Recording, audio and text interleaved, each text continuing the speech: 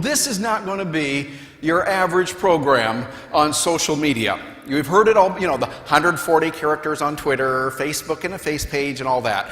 We'll talk about that, but what we're going to do today, we're going to show you how you can use this in your work to attract more business and to really get some solid business results. Is that okay if we do that? Great. Now we're going to have some fun. Matter of fact, what I've done is I put together all this stuff here on my little computer here. By the way, do you like the videos they're playing?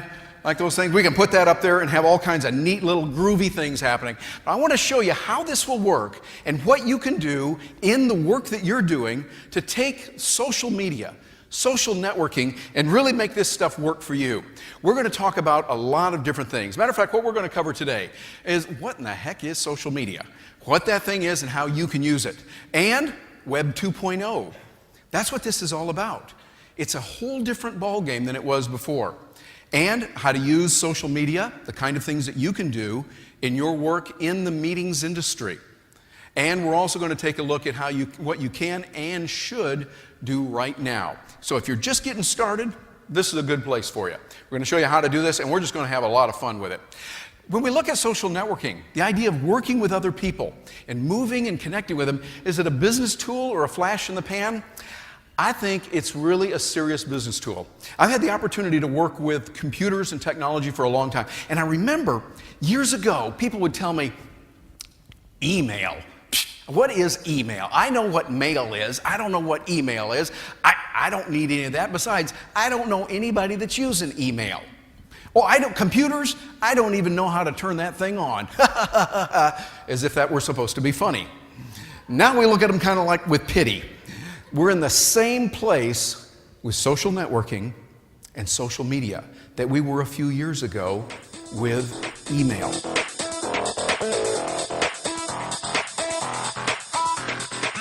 Now, Twitter gives us the ability, just that one media right there, gives us the ability to connect with people instantly. We've already seen the amazing things that it has done with the crash that took place in New York on the river when people were saved by an astute pilot. The first way it was announced was on Twitter. Over in Iran, we're seeing that the revolution is now going through, and people are seeing that because of Twitter. The United States State Department actually went to Twitter and said, please do not do your traditional refresh, shutting down your servers for a few hours. Not right now. We need to know what's going on over there. Twitter is making a huge impact. Facebook, same way. People are using that now in place of email.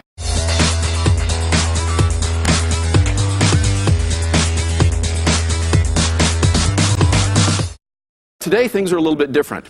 Fast and nimble are better. When you can make decisions quickly, when you can adjust and adapt to the way the world is today, you will succeed. We can do that when we think on our feet, when we adjust and we become nimble and quick.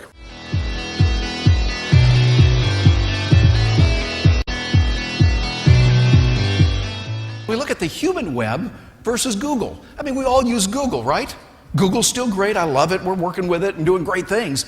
But, the human web is even better. For instance, how many of you, just a show of hands, how many of you know a really good Japanese restaurant in Orlando? Okay, raise your hand. Look around the room. Okay? I could go on Google and look for Japanese restaurant, like Japanese food, Japanese restaurant in Orlando, and I'd get from Google about 500 billion choices, right?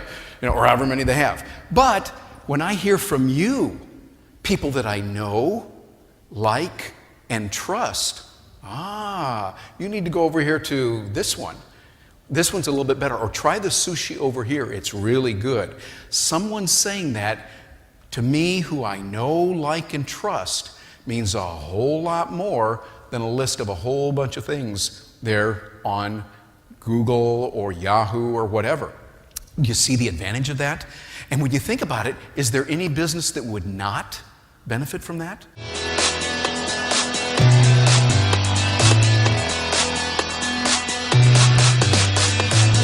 We have GoAmpy as a message place set up on Twitter. If you're familiar with Twitter and using it, we have what's called the hashtag. That little pound sign? It's set up, we've got that working, and Elizabeth Barrett is working with us right now. I think we've got a couple of things out there, don't we? She's like, go ahead, if you don't mind, would you stand up just a moment and mention it? She is using her iPhone. She's tapped into it right now as this meeting is being conducted, and we're able to see certain things that are happening. Do we have any questions that have come through so far, Elizabeth? We have several questions. Come on over here so they can hear you on the microphone. All right, one of them is, how do you measure social media? How do you measure social media? I would say one way that you would not measure it would be in how many followers you have. A lot of people say, oh, I've got this many followers. To me, that's like going, let's take it back in the 1920s. Let's suppose you were in business in the 1920s, and you've hired someone whose job it is to generate more business for you. Okay, that's good. That's a really good thing. What if that person says, well, I'm involved with the College Park Chamber of Commerce and the Orlando Chamber of Commerce and the Seminole Chamber of Commerce and the West Orange Chamber of Commerce, and I'm getting over into the Tampa Chamber of Commerce, and you know how many business cards I got?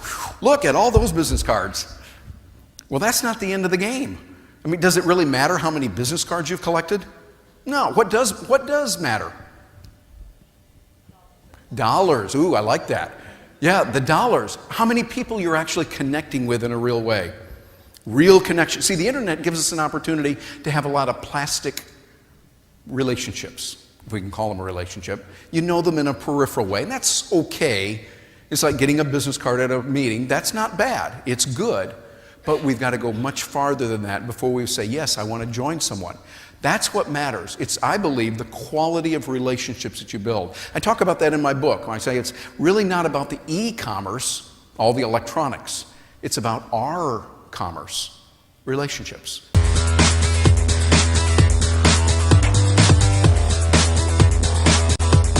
Today, relationships matter more than ever. In an age when we've got too many cell phones going off, too much email, too many channels on TV, too many choices, we need people. And that's where your opportunity is. It's really about relationships, not commerce. It is about the R commerce, not the e-commerce and the electronics. Nothing against that. You know me, I'm still using the technology and loving it. But what matters most is the relationship with people. Which leads me to something else I've seen. Have you ever heard this analogy? People say, well, business is war. You got to get out there and you got to fight. I remember I was speaking at a group once, and the VP of sales got up. Real tough guy.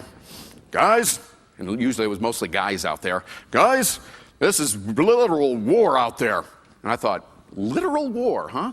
Are you like killing people? Are you blowing up things? I mean, this is what war is all about. Really, even if you win, you don't win. There's dead bodies. You die. People die on your side. You're destroying things. I think a much better analogy is from something, again, from when I grew up in the Midwest. I think it's not about war as our metaphor. I think it's more like farming. I think that's what it is. You know, because when you look at farming, you think, what are they doing? They're surveying the land. They're studying it. Is this the right place to go?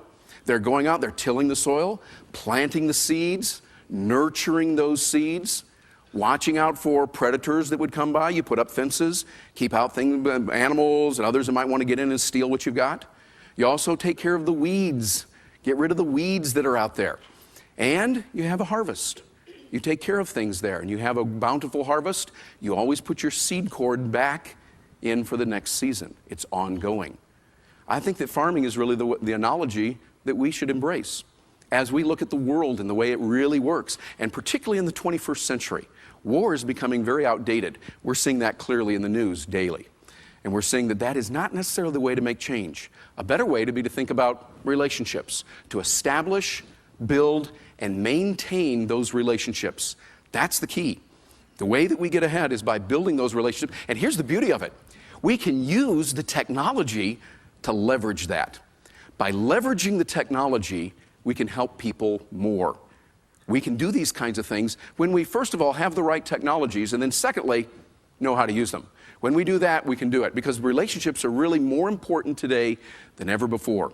In an era when there's so much confusion, so much stuff that's out there that's not real, we want to come together with people.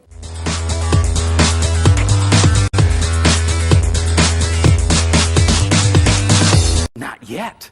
That has power built into it. That's got positive expectation that, I might not be able to do this task right now, but given the right training, given the right schooling, I read the right books, I talk to the right people, take the right courses, get the right coaching, get the right whatever I need resources in, I can do it. And you think about it, that's the way it is. For instance, let me ask a dumb question. Work with me on this for a minute. How many of you right now can use Microsoft Word? Okay, raise your hand. Use Microsoft Word. Great. At one point in your life, you couldn't do that, could you? Think about it. You couldn't use Microsoft Word. And right now, is it easy? Yeah. Oh, back then, if I would say, well, it's easy to use Microsoft Word, people go, oh, well, it's easy for you, Terry. No, they just hadn't learned how to do it yet. Not yet. And the key is, as you can learn those skills and have that attitude that, you know, I'm going to figure this out. And it might be that you say, okay, now I understand enough about it that I know I'm going to have somebody else do it for me. That's a wise thing to do. Think of yourself as a CEO of a large company. You need to have the knowledge, be cognizant of what is possible, of what can be done. So when someone uses a term like a blog or a podcast, or they say www. whatever, you don't look at them and go, oh, speak English. Instead, you go, excuse me, what does that mean? Tell me about that. I don't know that yet. And I can learn it because you've learned some incredible things. What you want to do is empower yourself with thinking, not yet. And if you go about that and you say, hey, you know what I'm going to do? I'm going to have that power of thinking, not yet, and build that into my life, the sky's the limit.